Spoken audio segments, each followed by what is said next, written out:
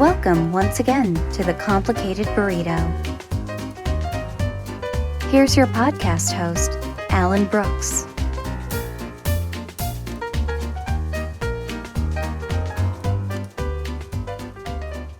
All right. Today I'm going to talk a little bit about my life and how I started the North American Network. I grew up an only child, and ever since I can remember, music was just huge influence on me. I wanted a guitar. My parents got me one when I was very young, and that guitar became my best friend. I think it was around 7 years old I started really becoming interested in animal care. And I read I was really interested in primates, and Jane Goodall was my hero, and I read all of her books, and I'd go to the library, and I'd get all the books on monkeys and primates, and I would study, and I was just really overwhelmed with her work, and that's what I wanted to do. So up till about my, early teenage years, music and monkeys was basically my whole life. As I headed into my teenage years, my focus shifted a little bit because I started getting interested in girls. And basically that's when all my troubles started. Because my focus shifted from music and monkeys to girls and guitars. The way I describe my musical career is that I did less than some and more than most. I was a member of Fiancé. I opened for Rat, opened for Jackal a bunch of times. I opened for Dr. Hook and the Medicine Show. I was a member of Young Guns for a little while. I was a member of Bishop Steel, opened for Molly Hatchet, Killer Dwarfs, Scatterbrain, Spread Eagle. We opened for Black Oak, Arkansas, George Lynch, Henry Lee Summer. Used to open for Van Zandt all the time. Head East, Tora Tora, LA Guns. I was a member of Haggis. I was a member of the Blessed Virgin Larry, Big Louie, GSR, Jet Black, and Psychobilly Cadillac. I can't think of any more, but I've worked with a lot of bands over the years. And then, I was a member of Rock's Gang for 2 years, and, I was watching them on MTV, digging their music before I was in the band, so that was really surreal. So even though I was a very little fish in a giant pond, at least I was in the pond, In 2002, I was hired by Rolling Stones tribute band Satisfaction. And for 2 years, I traveled the country doing 6 nights a week. Every night was in a different state. And we did a lot of big shows. We did all the motorcycle rallies like Sturgis and Daytona. We did a ton of casino work. I think the biggest show we did was in July of 2004. We were the pregame show for the Boston Red Sox against the Atlanta Braves in Atlanta at Turner Field. So during my time with Satisfaction, I developed tendonitis. I just really hurt my body. I dislocated my shoulder pulling a drum case up a ramp, and the wheels went into the slot. And my shoulder, I kept pulling, and my arm stayed with the drum case that I was pulling up, and it was bad. And it got to a point to where my fingers were cinching up on stage, and I couldn't, I was getting, just the tendonitis was taking over, arthritis. I was diagnosed with scoliosis at that time. I was having a lot of health issues, and I can remember being on stage in front of thousands of people, and just tears running down my face because I was trying to play an F chord, and the pain was devastating. And my elbows and my wrists and my shoulders, I had to walk away. About a year into my time with Satisfaction, we lost the guitar player. He moved on, and I asked if I could audition for the role of Keith Richards, and I did, and I got it. So for the rest of the time, I was the guitar player for the band, and that probably had a lot to do with my condition of my hands, because I don't know, the six strings, the intricacy of the guitar, it was a lot different than the bass. You know, I don't have any problems with the bass. It's just four giant strings, but the guitar is just too much for me. My fingers, they get sluggish. They were getting sluggish, and I just can't move them fast like I used to, and the pain was incredible. Even though the tendonitis and my arthritic problems had taken over my body, I still went back, I think 3 different times. Satisfaction called me back.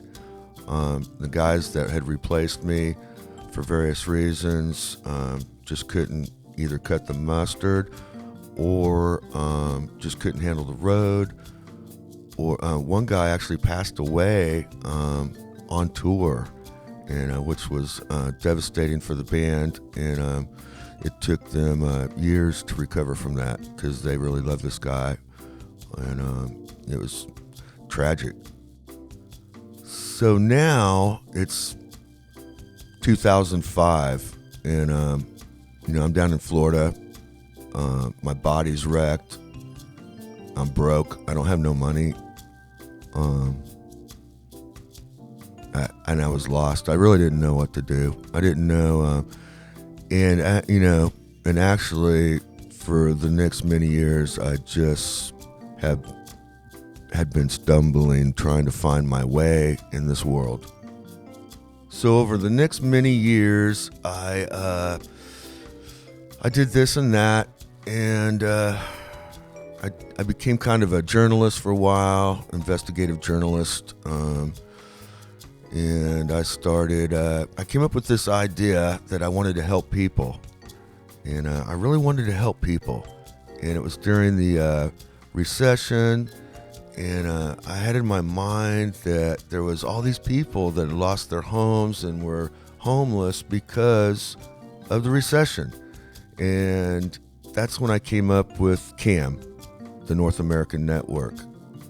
Now, this morning I went to archive.org and did some searches, and could not believe that I found the old video. So I'm going to go ahead and play that for you. I still think it's beautiful. I think it's a great idea. I just couldn't get it off the ground. I don't know. I'm going to play the video for you and let you decide. And we'll talk a little bit more after the video. Here it is. C.A.M, the North American Network.